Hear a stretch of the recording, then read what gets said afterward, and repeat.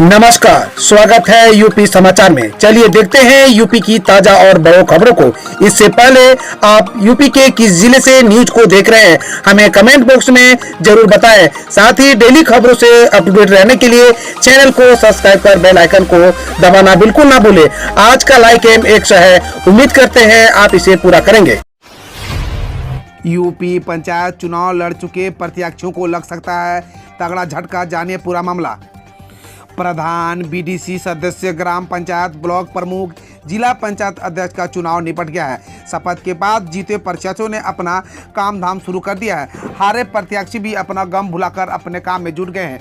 इन सबके बीच चुनाव के दौरान मैदान में उतरे प्रत्याशियों ने जो जमानत राशि जमा की थी उसको वापस लेने के आवेदन नहीं किया है। खास बात यह है कि न तो चुनाव का खर्च दिया, न जमानत राशि वापस का आवेदन किया। प्रशासन ने जमानत राशि वापसी के लिए चुनावी खर्च देने की अंतिम तिथि 2 अगस्त निर्धारित की थी। यह तिथि निकल गई है, अब सभी की जमानत राशि जब्त हो जाएगी। यूपी में 2 दिन की साप्ताहिक बंदी खत्म, शनिवार को खुलेंगे दुकानें, रविवार को बंद रहेगा बाजार। योगी सरकार ने जारी किया आदेश। यूपी में अब 2 दिन की साप्ताहिक बंदी को हटा दिया गया है। शनिवार को भी दुकानें खुलेंगी, सिर्फ रविवार को ही बाजार बंद रहेगा। शासन ने मास्क की अनिवार्यता, 2 गज की दूरी और सैनिटाइजर के प्रयोग की शर्त के साथ सप्ताह में 6 दिनों तक सुबह 6 बजे से रात्रि 10 बजे तक गतिविधियों की अनुमति दी गई है। रविवार को साप्ताहिक बंदी पहले ही तरह जारी रहेगी। योगी सरकार ने इस संबंध में दिशा निर्देश जारी कर दिया है। प्रयागराज में बाढ़, गंगा ने तोड़ा 2019 का रिकॉर्ड, यमुना भी मचा रही है तबाही। तीर्थराज प्रयाग में गंगा और यमुना के उफान से मची तबाही ने वर्ष 2019 का रिकॉर्ड 85.79 मीटर को तोड़ दिया। गंगा और यमुना पिछले 3 दिनों से खतरे के निशान से ऊपर बढ़ रही है और कछार में बाढ़ से तबाही मची है।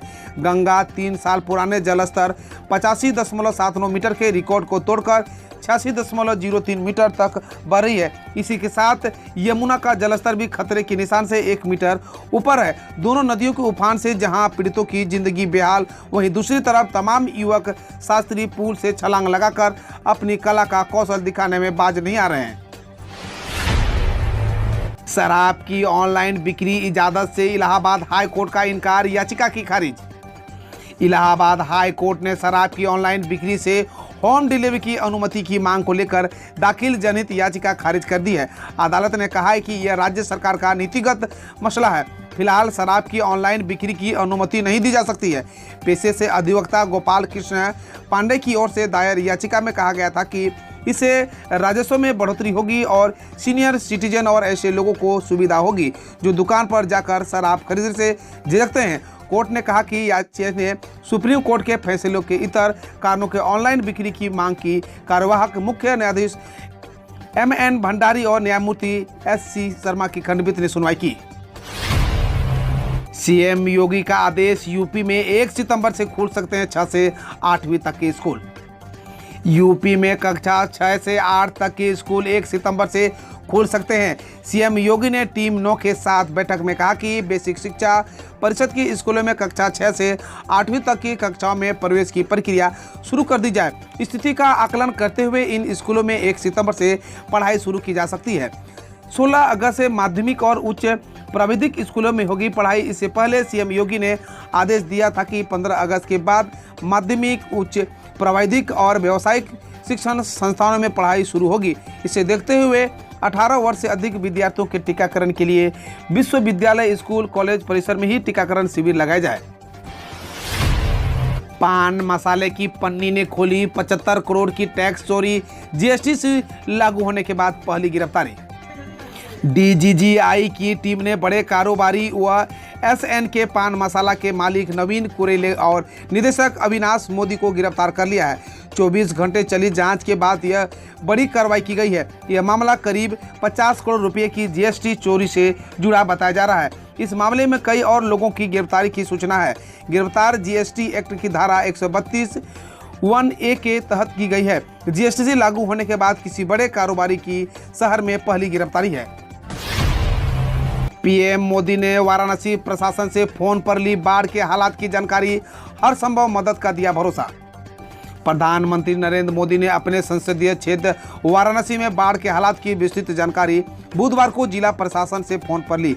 इस दौरान उन्होंने पीड़ितों को हर संभव मदद दिलाने का आश्वासन दिया। इस समय यूपी के कई जिलों में नदियां उफान पर है।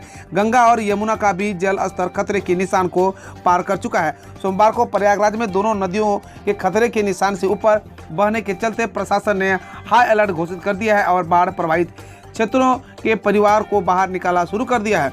भारतीय वायुसेना ने उत्तर प्रदेश के जालौना जनपद में बाढ़ राहत के लिए 3 हेलीकॉप्टर तैनात किए हैं। दिल्ली बनारस बुलेट ट्रेन की डीआरएफ सितंबर में होगी पेश। यूपी के इन शहरों में करेगी क्रॉस। देश की राजधानी दिल्ली से प्रधानमंत्री नरेंद्र मोदी के संसदीय क्षेत्र वाराणसी तक प्रस्तावित बुलेट ट्रेन की सौगात जल्द से जल्द मिल सके, इसके लिए तैयारियां तेजी से चल रही है। बड़ी खबर यह है कि अगले महीने यानी सितंबर में national high speed rail corporation limited की ओर से सरकार को इस प्रस्तावित बुलेट ट्रेन की फाइनल डिटेल प्रोजेक्ट रिपोर्ट सौंपी जा सकती है। इन रिपोर्ट के पेश होने के बाद रेल मंत्रालय की ओर से इसका अध्ययन करेगी। सब ठीक रहा तो इस प्रोजेक्ट को लिखित मंजूरी मिल जाएगी और फिर जमीन पर यूपी के लोग बुलेट ट्रेन का सपना सच होते देखेंगे। दिवाली से शुरू हो जाएगा मेट्रो का काम, सीएम योगी रखेंगे आधारशिला। ग्रेट नोएडा वेस्ट में रहने वालों के लिए एक बड़ी खुशखबरी, जल्द ही ग्रेनो वेस्ट के मेट्रो ट्रेन मिल जाएगी। मेट्रो ट्रेन शुरू होने से ग्रेनो वेस्ट भी दिल्ली एनसीआर से जुड़ जाएगा। अभी तक इस रूट पर पब्लिक ट्रांसपोर्ट की सुविधा नहीं है। दिवाली से मेट्रो ट्रेन का काम शुरू हो जाएगा। यूपी के सीएम योगी आदित्यनाथ इसकी आधारशिला रख सकते हैं। नया रूट करीब 15 किलोमीटर का होगा। पहले फेज में 5 मेट्रो रेल स्टेशन बनाए जाएंगे। मेट्रो ट्रेन का यह रूट पूरी तरह से एलिवेटेड होगा। 2022 में यह मेट्रो लाइन शुरू होनी थी, लेकिन कहा गया है कि कोरोना गाइडलाइन के चलते यह योजना लेट होती चली गई। अखिलेश यादव ने केंद्र राज्य सरकार पर साधा निशाना, कहा राजनीति का व्यापार करती है बीजेपी। समाजवादी पार्टी के राष्ट्रीय अध्यक्ष अखिलेश यादव ने सत्तारूढ़ भाजपा पर राजनीति का व्यापार करने का आरोप लगाते हुए कहा कि गरीबों का कल्याण करना सरकार के एजेंडे में शामिल नहीं है। अखिलेश ने यहां एक बयान में कहा, भाजपा राजनीति का व्यापार करती है। सरकार की नीतियां बड़े उद्योगपतियों को लाभ पहुंचाने तक भी सिमट गई है। गरीबों का कल्याण सरकार के एजेंडे से बाहर है।